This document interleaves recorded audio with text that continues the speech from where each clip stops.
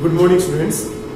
बच्चों, अकाउंटेंसी की आज की क्लास में हम करने वाले हैं treatment of reserves and accumulated profits and losses. ये टॉपिक आपके लिए बिल्कुल भी नया नहीं है। इस टॉपिक को आप पिछले दोनों चैप्टर्स में आप कर चुके हैं। माने जब हमने रेशो चेंज करी थी पार्टनर्स ने, तो वहां पे भी हमने इस टॉपिक को किया था, इसका ट्रीटमेंट किया था। एक नया पार्टनर जब एडमिट हो रहा था तो वहां पे भी हमने इसको किया था, और आज यहाँ पे जब एक पार्टनर रिटायर हो रहा है, उसकी डेथ हो रही है, तो वहां पे भी हम इस टॉपिक को कर रहे हैं। माने ये तीनों के तीनों जो चैप्टर हमारे हैं ये रिलेटेड है रिकंस्टिट्यूशन ऑफ पार्टनरशिप। माने साझेदारी का पुनर्निर्माण जब भी हम करते हैं, जब भी हम एग्रीमेंट को चेंज करते हैं, चाहे वो सारे पार्टनर एग्जिस्ट करते हुए करें रेशो चेंज करके, या फिर कोई नया पार्टनर एडमिट हो, या फिर कोई एग्जिस्टिंग पार्टनर रिटायर हो, तो उसी टाइम पे जो भी हमारे पास रिजर्व्स हमारे पास बुक्स में है, बुक्स माने बैलेंस शीट में है, या फिर जो हमारे पास प्रॉफिट्स है या लॉसेस है, तो उनका ट्रीटमेंट हम करते हैं।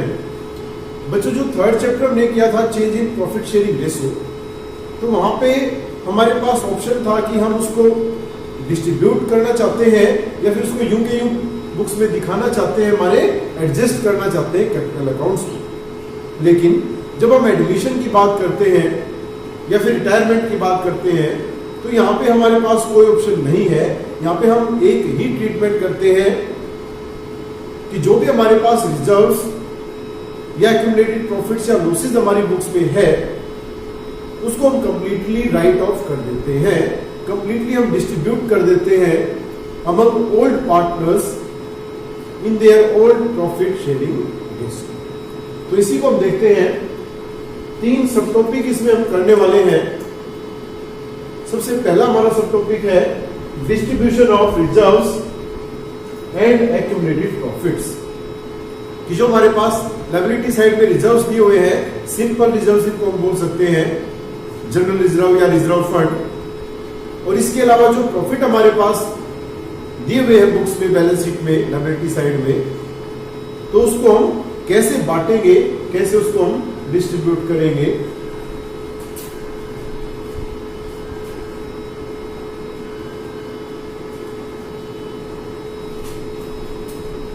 तो जो रिजर्व्स और एक्यूमुलेटेड प्रॉफिट्स हमारे पास है, उनको हम कैसे डिस्ट्रीब्यूट करेंगे ये हम देखते हैं।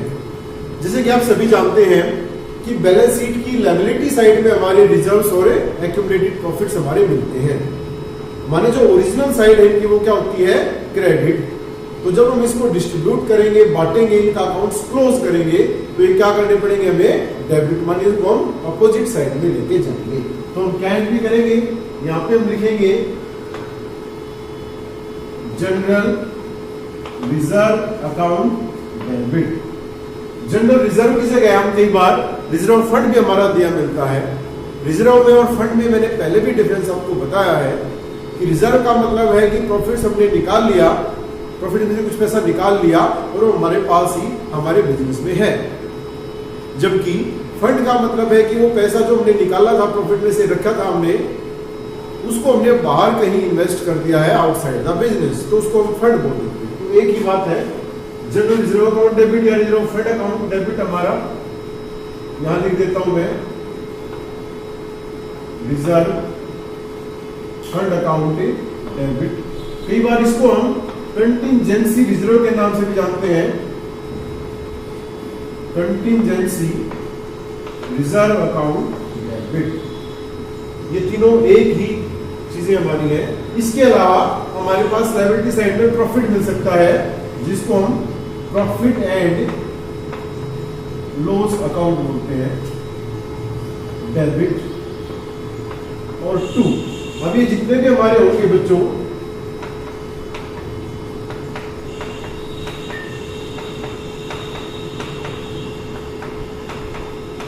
इनको हम डिस्ट्रीब्यूट कर देंगे ओल्ड पार्टनर्स। जब हम एडमिशन की बात करते थे तो हम ओल्ड पार्टनर्स कैपिटल अकाउंट लिखते थे। यहाँ पे हम क्या लिखते हैं, ऑल पार्टनर्स। एक ही बात है, वहां पे इसलिए ओल्ड लिखते थे क्योंकि जो नया आता था वो ओल्ड नहीं था, उसको नहीं देते थे हम शेयर। जबकि यहाँ पे ओल्ड इसलिए लिखते हैं क्योंकि जो पार्टनर रिटायर हो रहा है वो भी ओल्ड ही है और उसको भी उसका शेयर मिल रहा है, इसलिए यहाँ पे हम क्या लिख देते हैं, ऑल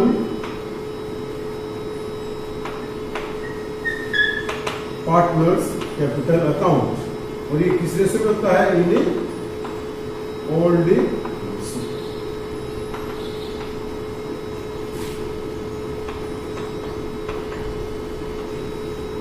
मानिए यहाँ पे हम क्या लिखेंगे कि transfer of reserves and profits, accumulated profits in partners capital account in their old age. तो ये हमारा किसका ट्रीटमेंट है, distribution of reserves and accumulated profits. बच्चों जब हम बात करते हैं डिस्ट्रीब्यूशन ऑफ एक्यूमुलेटेड लॉसेस की, तो लॉसेस हमारे कहाँ मिलते हैं, बैलेंस शीट की असेट साइड में मिलते हैं। ये जो हमारे हैं ये मिलते हैं हमारे बैलेंस शीट की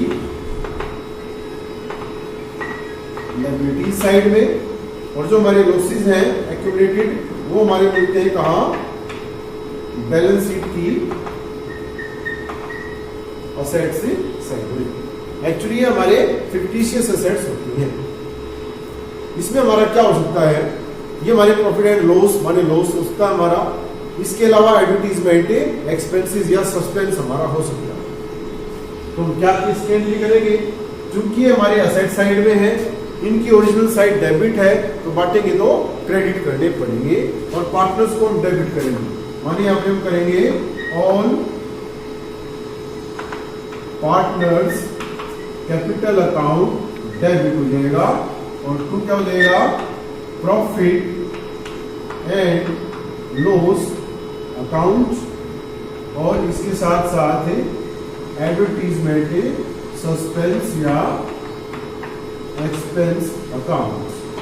तो जो भी इन दोनों में बैलेंस हमारा होगा उसको हम ओल्ड रेशो में सभी पार्टनर्स में क्या कर देंगे, डिस्ट्रीब्यूट कर देंगे। ये भी हमारा किस रेशो में होगा, ओल्ड रेशो। ठीक है बच्चों। इसके बाद नेक्स्ट जो हमारा है वो है distribution of workmen's compensation reserve और इन्वेस्टमेंट फ्लक्चुएशन रिजर्व। ये हमारे स्पेशल रिजर्व, ऐसे रिजर्व्स है स्पेशल रिजर्व्स हमारे। हमने लास्ट चैप्टर में भी हमने इनके बारे में डिस्कस किया था कि special reserves are those reserves which are created और maintained for any special purpose.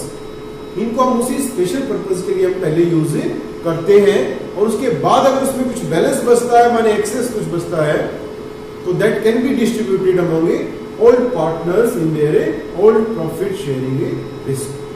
तो यहाँ पर ये देखना बच्चों, हमारे पास इन्वेस्टमेंट फ्लक्चुएशन फंड है, इसको हम फंड भी बोल सकते हैं, रिजर्व भी बोल सकते हैं, डिफरेंस पहले बता चुका हूं मैं। तो हमारे पास इन्वेस्टमेंट फ्लक्चुएशन रिजर्व हमारे पास दिया मिलेगा, और वर्कमेंस कंपनसेशन रिजर्व हमारे पास दिया मिलेगा, और ये दोनों हमारे कहाँ दिए मिलते हैं, लोकेशन क्या होगी इनकी, इनकी लोकेशन है बैलेंस शीट लायबिलिटी साइड। ये टॉपिक हम एडमिशन में भी कर चुके हैं, सेम यहाँ पे भी वही है। हमने क्या देखना है, अगर हमारे पास वर्कमेंस कंपनसेशन रिजर्व है तो हमने देखना है कि इसके अगेंस्ट क्लेम हमारा कितना है।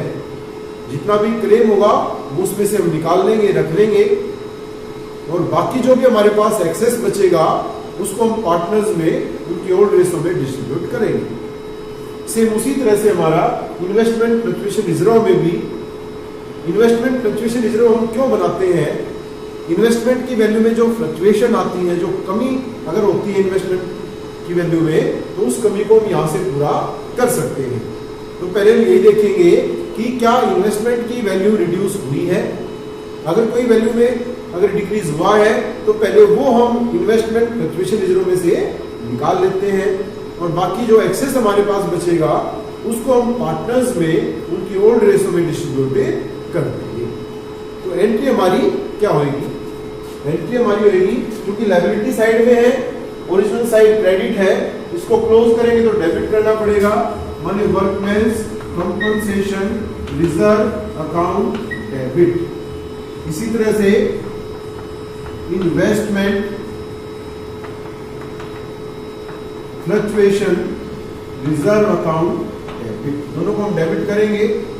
और 2, अगर कोई क्लेम हमारे पास है वर्कमेंस का तो उसको क्रेडिट कर दिया जाएगा, claim against workmen's compensation reserve. और अगर हमारे पास इन्वेस्टमेंट की वैल्यू कम होती है तो हम इन्वेस्टमेंट को क्रेडिट करेंगे टू इन्वेस्टमेंट। माने दोनों के लिए जितना भी अमाउंट हम पहले लेंगे जितना अमाउंट हमारे पास टोटल है वर्कमेंस कंपनसेशन रिजर्व में या इन्वेस्टमेंट फ्लक्चुएशन रिजर्व में, उसके बाद जितना क्लेम के लिए या फिर इन्वेस्टमेंट की वैल्यू की रिड्यूस होने के लिए हमें निकालना पड़ेगा वो निकाल लेंगे, और बाकी जो बचेगा हमारा बैलेंस उसको हम बांट देंगे टू ऑल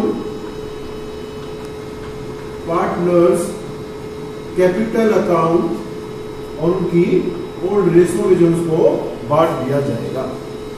अगर क्वेश्चन में हमारे पास क्लेम नहीं है या इन्वेस्टमेंट की वैल्यू में कोई फ्लक्चुएशन नहीं हुआ है, तो फिर सारा का सारा जितना भी हमारा रिजर्व में होगा उसको हम पार्टनर्स में डिस्ट्रीब्यूट कर सकते हैं। तब एंट्री हमारी होगी workmen's compensation reserve debit, investment fluctuation reserve debit और to all partners capital account. तो क्लेम और इन्वेस्टमेंट वहां से हट जाएगा। कई बार बच्चों ऐसा भी हो सकता है कि जितना हमने रिजर्व में पैसा रखा हुआ है, हमारा क्लेम या इन्वेस्टमेंट की वैल्यू जो रिड्यूस हुई है वो उससे ज्यादा हो जाए, तो फिर हम क्या करना पड़ेगा, हमें जितनी भी हमारी कमी रहेगी वो हम कहां से पूरी करेंगे, रिवैल्यूएशन से पूरी करेंगे। माने रिजर्व में हमारे पास कुछ भी नहीं बचेगा जिसको हम पार्टनर्स में बांट सकते। तो एंट्री क्या हो जाएगी हमारी, workmen's compensation reserve debit, investment fluctuation reserve debit, to claim और टू इन्वेस्टमेंट, तो ऑल पार्टनर्स कैपिटल अकाउंट हमारा नहीं आएगा क्योंकि हमारे पास कुछ बचा ही नहीं। बल्कि इसके कारण जो रिवैल्यूएशन का लॉस हमारा हुआ है उसकी हम एक और एंट्री करेंगे, उसको हम पार्टनर्स कैपिटल अकाउंट से चार्ज करेंगे। माने रिवैल्यूएशन यहाँ पे डेबिट होगा, उसको क्रेडिट करेंगे हम, और पार्टनर्स कैपिटल अकाउंट को क्या करेंगे, हमें डेबिट करेंगे। ये मैं इसलिए ज्यादा नहीं बता रहा हूँ क्योंकि हम पिछले दोनों चैप्टर्स में हम इस टॉपिक को हम अच्छे से समझ चुके हैं, कर चुके हैं।